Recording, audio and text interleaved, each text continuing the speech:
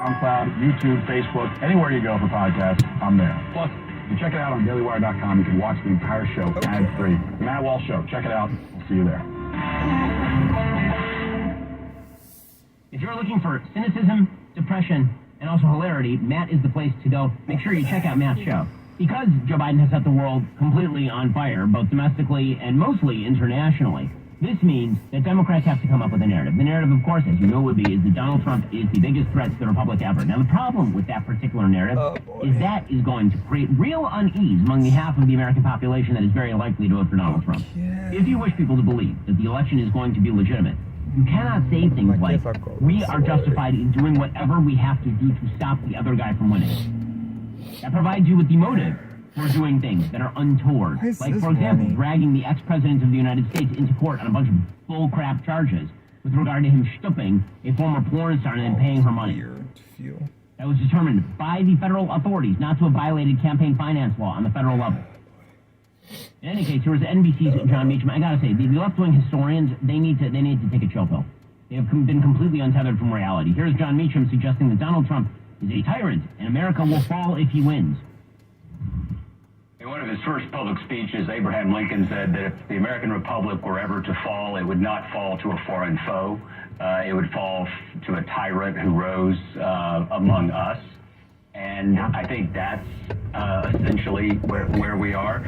You're exactly right. What's unfolding in Manhattan today is part of a larger story about Donald Trump, his behavior, his view of whether or not American democracy exists for the good of the country or for the good of Donald Trump. Well, I mean, he's obviously the threat to democracy is Donald Trump.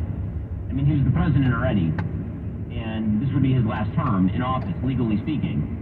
Probably he'll be a tyrant or something. Meanwhile, the president of the United States, the current one, who has run roughshod over the law, who openly brags about defying the Supreme Court of the United States on things like student loans, who attempted to use his Occupational Safety and Health Administration to cram down vaccines on 80 million Americans. That guy, he is the true democracy defender. MSNBC's Michael Beschloss, another one of our bizarrely high historians. I mean, honestly, I don't know where they're getting these historians. These days, they need a better class of historians. Here he was, suggesting our founders would be appalled by Donald Trump. Oh, you mean as opposed to the great centralizer of power in the executive branch, Joe Biden? Like, seriously, name the things that Joe Biden and the founders agreed on. Go. Like, please, I'm waiting. Here's Michael Beschloss. So, Michael, first to you, what do you see as at stake in terms of history in the way this trial is conducted and the way it turns out? Well, let's have a very brief, and I promise brief, visit to our founders in 1787, writing the Constitution. I think they felt that they had created a political system that would choose people as presidents who were not too likely to have been, to be accused of criminal conduct. I think that's safe. So if they came back in 2024, the first thing they would say, I think, is, our system did not work, what happened? I mean, honestly, I think if they came back in 2024, Donald Trump would be the least of their squabble. They might look at the fact that pretty much everything they rebelled against the British Empire with regard to, like, for example, taxation without representation, they might look at the administrative branch of the American government and go, what is this? We didn't put, like, what is all of this? Like, this giant executive power that you've created. What is this enormous federal government that we literally wrote a constitution in order to subvert? What is this? I think they'd probably start there. Donald Trump might be a little lower on their list. Already coming up, Donald Trump's trial begins in New York. This is the Ben Shapiro Show.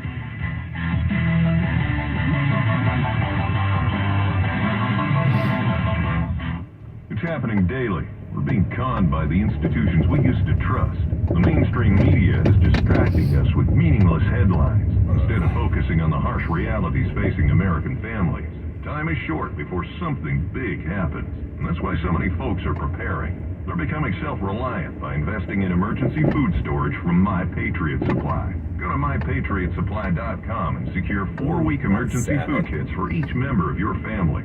Each kit contains tasty breakfasts, lunches, and dinners, averaging over 2,000 calories per day. Save $50 on each 4-week food kit you purchase. Plus, get free shipping on Ready Hour 4-week emergency food kits. You're not ready if it's not Ready Hour foods. At My Patriot Supply, you can also get solar power generators, water filtration units, heirloom seeds, and survival gear. Order by 3 p.m. and your unmarked boxes ship the same day. Shop MyPatriotSupply.com today. MyPatriotSupply.com. Haven't filed tax returns for years? Think you can't have a life? Think again. You've heard me say that to you for years. Let us take this burden off of you, your family, your business, and solve it for you. You never have to have this problem again. No matter how many tax returns. This is a very common situation. We have tremendous experience in helping people and businesses solve this. You can have a normal life now. Don't have your records, or your records are in a mess. Former spouse, partner, or bookkeeper always used to do everything for you. Don't know how to account for crypto? Don't have the money to pay your taxes? No problem. We'll get all the records that the government has on you. We can help you with your back and future accounting, or just do it for you. And if you're unable to pay your taxes, we'll explain all of your various options, and then we'll negotiate the best option for you. Call Moskowitz LLP at 888-TAX-DEAL. That's 888-TAX-DEAL. 888-TAX-DEAL. So dark, this stupid city, like no fucking lights here. Fraudulent tax returns due identity theft increased by 30% in 2023. If you're in a bind this tax season, LifeLock can help. Their U.S.-based restoration specialists are dedicated to helping solve identity theft issues, and all plans are backed by the $1 million protection package. Which means if you lose money because of identity theft, LifeLock will reimburse you up to the limits of your plan. Help protect your information with LifeLock. Go to LifeLock.com and save up to 25% your first year with my name, Clay, as your promo code. Whether it's food for meetings or company events, EasyCater has everything you need to make food for work, work. And that means all you have to do is sit back and take credit. Wow, the vegan and the meat lover taco bar? Here's about it. Oh, all I did was use EasyCater. Take the credit, Julie. Well, I guess I sort of Take it. invented taco bar. Too far, Jill. Too far. EasyCater has everything you need to make food for work, work. 100,000 restaurants, one platform. Order 24/7 at EasyCater.com.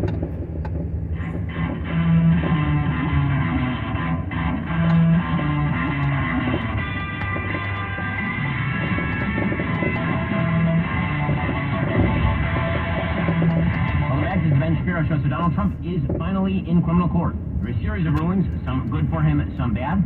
Here he was prior to entering court suggesting that his trial is an assault on the country. And to be fair to him, it kinda is. This is a very stupid case.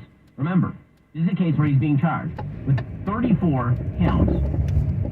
Those 34 counts are felony counts related to the fact that he wrote some 34 separate checks to Michael Cohen to reimburse his lawyer, Michael Cohen, for having paid off Stormy Daniels to keep her yap shut about the fact that she shook the president many moons ago. That's what we're talking about here. Now you ask yourself, wait a second, if that's a federal campaign finance violation, why isn't he being tried on the federal level? And the answer is, he was never tried on the federal level. The federal prosecutors decided that the case wasn't worth their time. There was not a violation of law sufficient to justify the prosecution. That didn't stop Manhattan DA Alvin Bragg, who then decided that he was going to somehow jerry-rig this thing into a felony trial. And he was going to suggest that Donald Trump had committed financial fraud by somehow labeling the payments to Michael Cohen as non-campaign related expenses, even though it was violation of federal campaign finance law. The whole case makes no sense whatsoever from a legal level. So when Donald Trump says this is a violation of Americans' perception about how elections should work, he's not wrong about that. This is an assault on America. Nothing like this has ever happened before. There's never been anything like it. Every legal scholar says this case is nonsense. It should never have been brought up. It doesn't deserve anything like this. There is no case that they've said that people that don't necessarily follow or like Donald Trump said this is an outrage that this case was brought.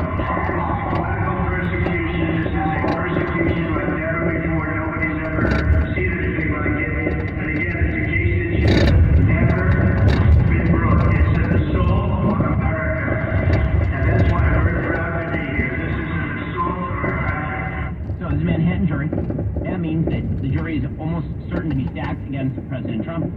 judge in this case, Judge Merchant, made a couple of rulings yesterday in court.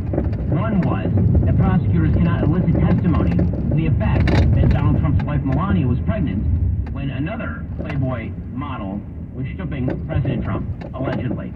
So the jury won't hear that, but prosecutors can still tell jurors about alleged efforts to suppress McDougal's story, Karen McDougal. That is because they're trying to set the precedent that Donald Trump was trying to shut up all the women he stooped during the 2016 election. They're trying to set a predicate for the idea that what Donald Trump was doing in paying hush money was not an attempt to shield his wife from the bad news. It was instead an attempt to shield the American public from the bad news in advance of the election.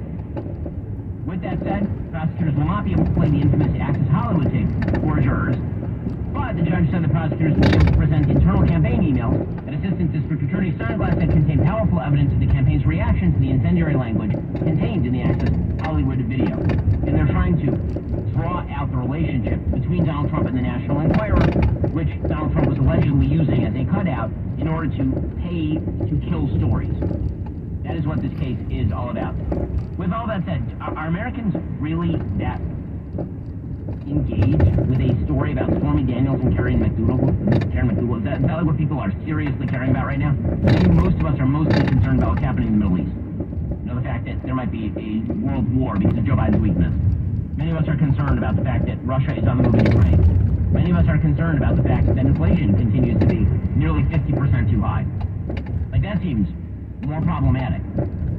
But the media are focused like a laser beam on Donald Trump being in court because they love this. Again, anything that stops Trump is, in fact, their priority. But that said, apparently Donald Trump went to sleep in court today. So Maggie Haberman said that. 40 minutes ago, you wrote an observation that I was very surprised. Trump appears to be sleeping. His head keeps dropping down and his mouth goes flat. Tell us about that. Well, Jake, he appeared to be asleep, and repeatedly his head would fall down. There have been other moments in other trials, like the E.G. Sherrill trial, which was around the corner in January, where he appeared very still and seemed as if he might be sleeping, but then he would move. This time, he didn't pay attention to a note that his lawyer, Todd Blanche, passed him. His jaw kept falling on his chest, and his mouth kept going flat. Now, sometimes people do fall asleep during court proceedings, but it's notable given the intensity of this morning and a lot of what we've been learning. Okay, or maybe Donald Trump is just like, whatever. I mean, that would certainly fit the personality. Okay, with all of that said, prosecutors are now trying to push for Donald Trump to be held in contempt. According to Mediaite, MSNBC legal analyst Lisa Rubin, who was inside the New York courthouse, tweeted, but while arguing for the admission of tweets and social media posts evocative of Trump's pressure campaign on witnesses, the DA's office drops this shortly will be asking an order to show cause. Why defendant should not be held in contempt for violating a gag order on him. Again, the more the courts crack down on Trump on idiocy like this, I think that the less it's going to hurt him. And again, what it does set the predicate for, and this is all very dangerous stuff, because what it sets the predicate for, again, is the fact that if Donald Trump does not win the election in November, Republicans are rightly going to look at the processes that have been used, and they're going to ask a lot of questions. One of the questions they might ask, for example, is why Democrats have been so stringent in attempting to fight, say, voter ID. This is a very commonsensical idea, that you should have to show ID before you vote. And yet here was the MSNBC panel over the weekend suggesting that that was just a terrible, no good, very bad thing. Now, apparently, House Republicans are going to pursue legislation requiring proof of citizenship to vote. My question is, so we're going to show proof to Miss Susie at the polling place? How is Miss Susie going to verify? Are we asking people to bring their papers? This is America. So I just want to know, is this what all of the House Republicans want to lay their chips on, even the 18 the sitting districts that Joe Biden won in 2020? What strikes me is this is the long tail of a long time Republican effort to make it harder to vote, because they know that some of those requirements, having to show a license, they disproportionately impact communities of color, and what's interesting to me is they also disproportionately impact older Americans. Oh, yes, right? yes, so, yes. And that's the part that you would think that Republicans would be more attuned to strategically. But I think the bigger, broader, scarier point, Alicia, is this is all to breed distrust in our elections process. Mm-hmm. Okay, you know what you could do if you wish to fight that distrust? Make people show ID when they vote. You make them do it when they buy alcohol. You make them do it every time they fly in a plane. Why precisely should you not show ID to vote? By the way, every single demographic in the United States is in favor of voter ID. By polling data. There is no vast minority resistance to voter ID. That's why when Republicans look at this sort of resistance, they're like, what are you even talking about? Why are you... And the answer that many people come to is maybe you're in favor of not having voter ID because you kind of like the idea of the voting being a little bit squirrely. Alrighty, folks, we reached the end of today's show. Back here tomorrow with much more. I'm Ben Shapiro. This is the Ben Shapiro Show.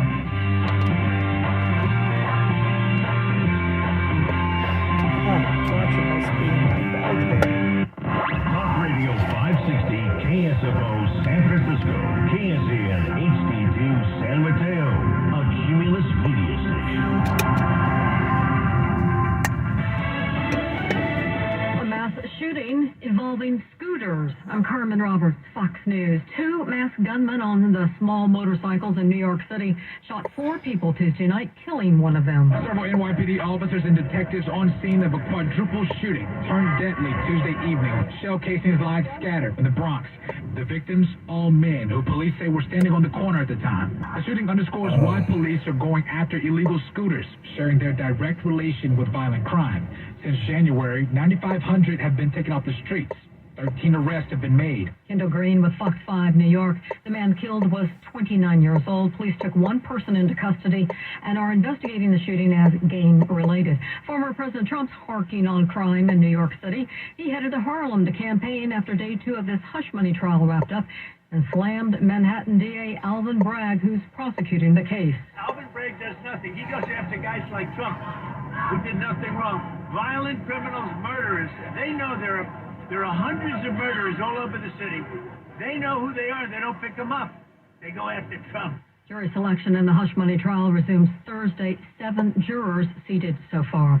Several committee leaders in the House say they will back Speaker Johnson's plan to provide aid to Ukraine, Israel, and Taiwan in separate bills. But National Security Communications Advisor John Kirby says the House should instead vote on the single bill passed by the Senate. We don't support a standalone bill that only funds Israel because Ukraine needs munitions too. Now, look, I think we still have to see the Speaker's proposal in more detail. The important thing is that the House moves this week. Israel says it will retaliate against Iran for Saturday's drone and missile strike, but is not sharing how. The White House announced Tuesday it will impose new sanctions on Iran for that attack.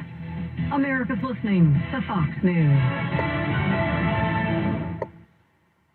Connect to Fox News Audio and the Fox News app. Listen to hear your favorite hosts like Brian Kilmeade, Jimmy Fallon, and Guy Benson standing up for what's right, live and via podcast. Just click listen, then swipe right and hear the latest news updates on your time. And scroll down to hear the latest podcasts from Fox News. And it's even easier to listen in the car with Apple CarPlay and Android Auto. Get programming alerts and notifications. Fox News Audio is on the Fox News app. The Voices America Trust. Download it now. From the Fox News Podcast Network. I'm Ben Domenech, Fox News contributor and editor of the Transom.com daily newsletter, and I'm inviting you to join a conversation every week with the smartest thinkers out there about the issues Americans face and where we're going as a nation. This show will feature deep dive interviews with newsmakers and some of your favorite Fox News analysts. I hope you'll join me as we dive into the front. It's the Ben Domenech Podcast. Subscribe and listen now by going to foxnewspodcasts.com or wherever you download podcasts. Maui fire officials release a report on how the agency responded to last year's deadly wildfires. The Western Fire Chiefs Association lists 17 recommendations in the after-action report, including that the Maui Fire Department be fully stocked with additional trucks and water tankers. Also recommending the creation of a statewide mutual aid program, an evacuation plan for residents who speak different languages, and that officials analyze the island's cellular system. It details what went well and what could have gone better when officials responded to the wildfire that tore through Lahaina last August, killing 101 people. It comes a day before Hawaii's Attorney General is expected to release the first phase of a separate investigation about the events leading up to, during, and after the blaze. Kristen Goodwin, Fox News. The Olympic torch is now lit. From July 26th, the roar of the crowd in Paris.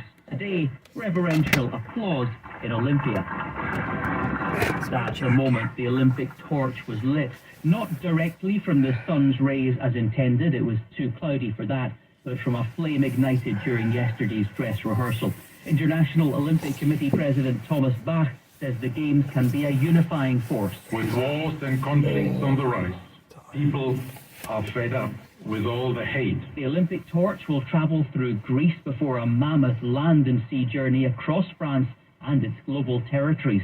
Jonathan Savage, Fox News. Federal Reserve Chairman Jerome Powell increases uncertainty on when the central bank will cut interest rates. He says stubborn inflation makes it necessary to let current interest rates do their job and push inflation down to the Fed's 2% target. That kept a lid on stocks. S&P and the NASDAQ fell a fraction Tuesday, while the Dow gained 64 points. I'm Carmen Roberts, and this is Fox News.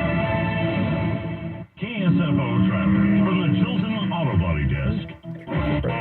Something's not right here. Crime is up all over the state. The homelessness in the city is out of control. The economy is sick. Taxes are high. Housing is expensive and businesses are leaving. California needs fixing. And John Phillips is just the man to lead the charge. It's the Fix California Hour with John Phillips and Randy Wang. It's the Fix California Hour on 560 KSFO with John Phillips and Randy Wang. You can also get us at KSFO.com and download the KSFO app. It is my pleasure to welcome our next guest to the program. I believe it's the first time we've had him on since... traffic yet. There's no actual report. That's kind of weird. Yeah.